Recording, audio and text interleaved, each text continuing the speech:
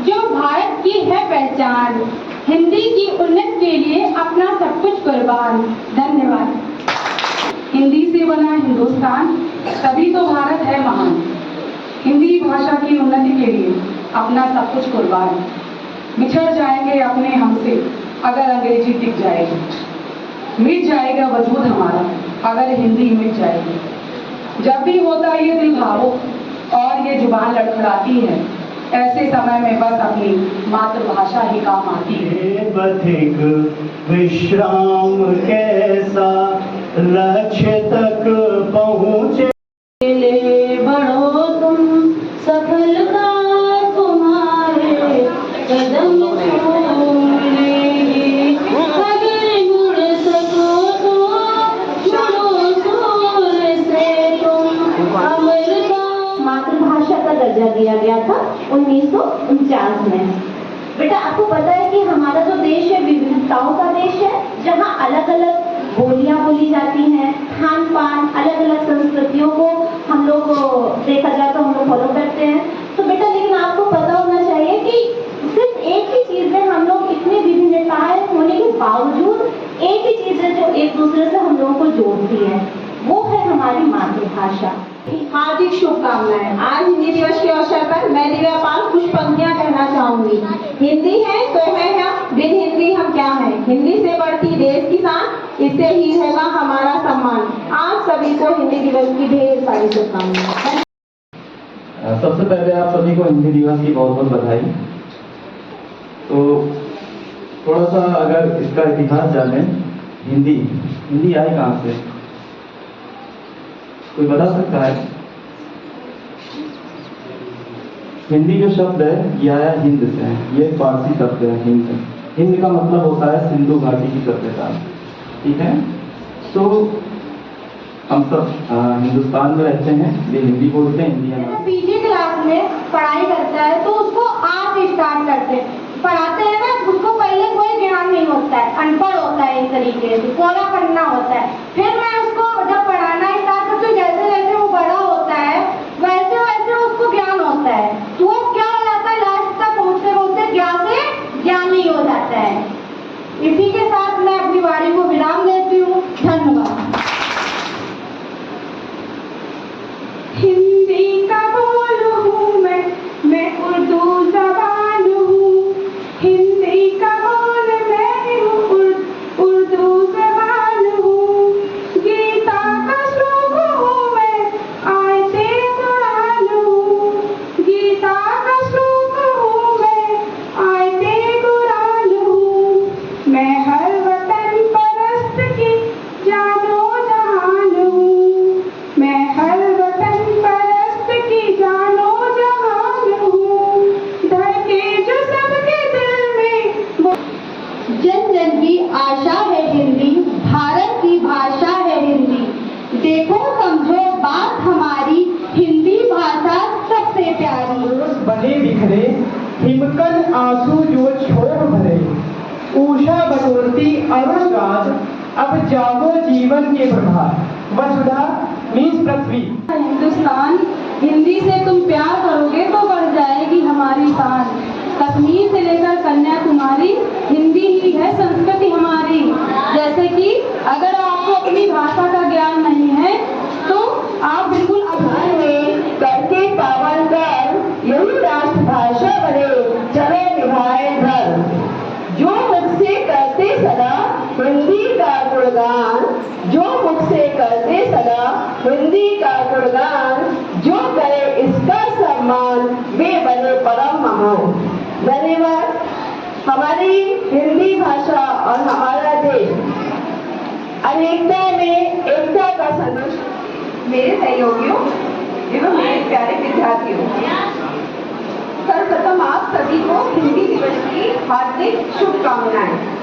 मैं आप सबके सामने स्वर्गीय अटल बिहारी वाजपेयी जी की एक कविता जो उन्होंने हिंदी दिवस पर लिखी थी वो प्रस्तुत करने जा रही हूँ। बनने चली विश्व भाषा जो अपने घर में दासी, सिंहासन पर हिंदी हमारी आन है, हिंदी हमारी शान है। हिंदी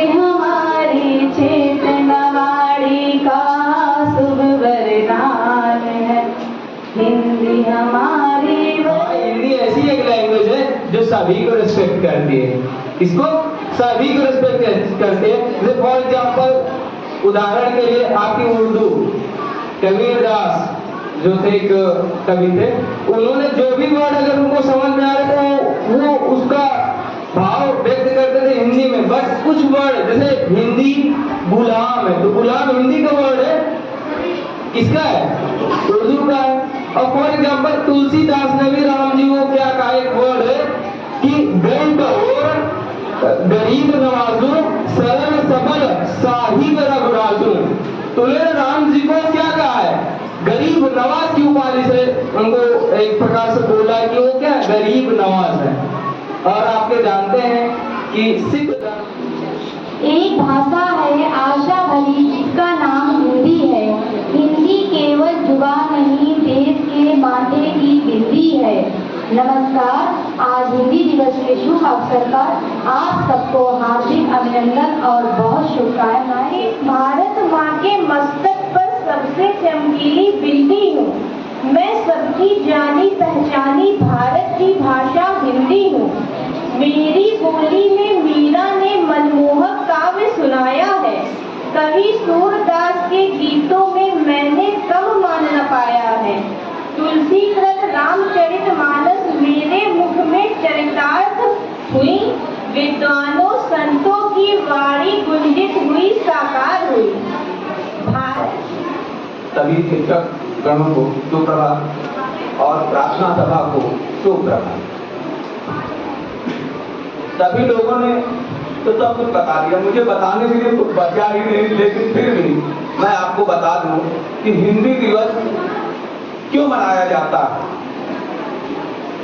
बेटा, हिंदी हम सोने की चिड़िया कहलाया करते हैं। और जो पहली सभ्यता है, सभ्यता मतलब समझते हैं, मतलब जीवन का जो शुरुआत हुआ है वो सिंधु घाटी सभ्यता से हुआ है। मतलब पहली भाषा जो आई है वो हिंदी है, जिसकी जननी संस्कृत है। उसके बाद संस्कृत जो जननी है, जो सर ने कहा, उसी से अंग्रेजी निकली है, उसी से सारी भाषाएं निकली हुई हैं। अंग्रेजी जिसको आज हम अपना स्टेटस सिंबल मानते हैं, गौरव मानते हैं, अपने आप को पढ़ा लिखा मानते हैं अंग्रेजी बोलकर। बिल्कुल सही कहा है रामचरण सर ने, अंग्रेजी सीखिए, फ्रेंच सीखिए, जर्मन सीखिए, लेकिन जितने भी महान हस्तियां हैं, चाहे विवेकानंद स्वामी हो, चाहे अटल बिहारी वाजपेयी हो, चाहे अभी हमारे प्रधानमंत्री कहीं भी जाते हैं तो वो हिंदी में भाषण देते हैं, क्योंकि टेक्नोलॉजी इतनी ज्यादा अपग्रेड हो चुकी है, आप ट्रांसलेटर लगाकर किसी भी भाषा में सुन सकते हैं।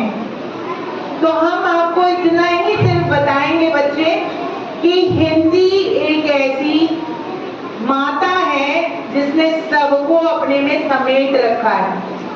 इसको बोलकर ना ही हम अनपढ़ होते हैं और ना ही हम जाहिल, क्योंकि हम 200 साल अंग्रेजों के गुलाम रहे हैं।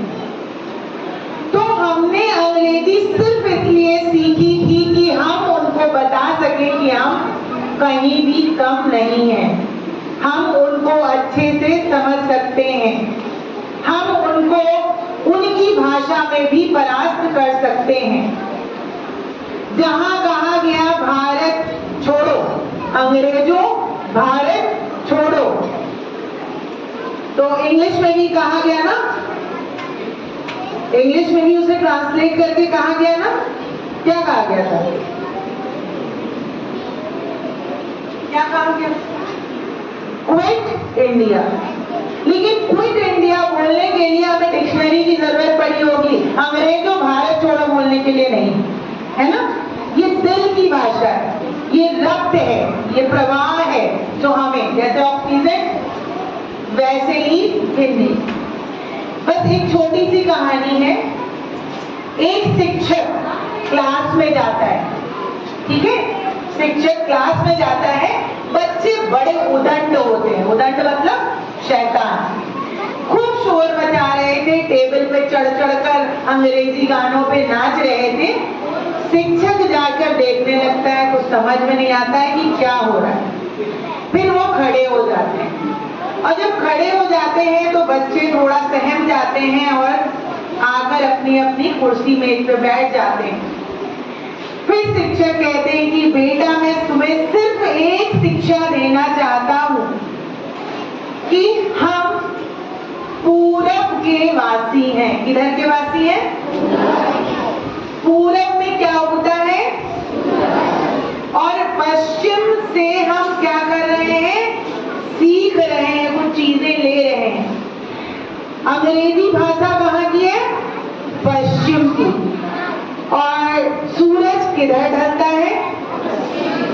तो अगर आप अपने पूरब को भूल जाएंगे तो आप उगना भूल जाएंगे, आगे बढ़ना भूल जाएंगे। और अगर आप पश्चिम को अपनाते रहेंगे तो आप ढल जाएंगे। तो ये आप पर निर्भर करता है कि आप उगता सूरज बनना चाहते हैं या सेटिंग सन बनना चाहते हैं।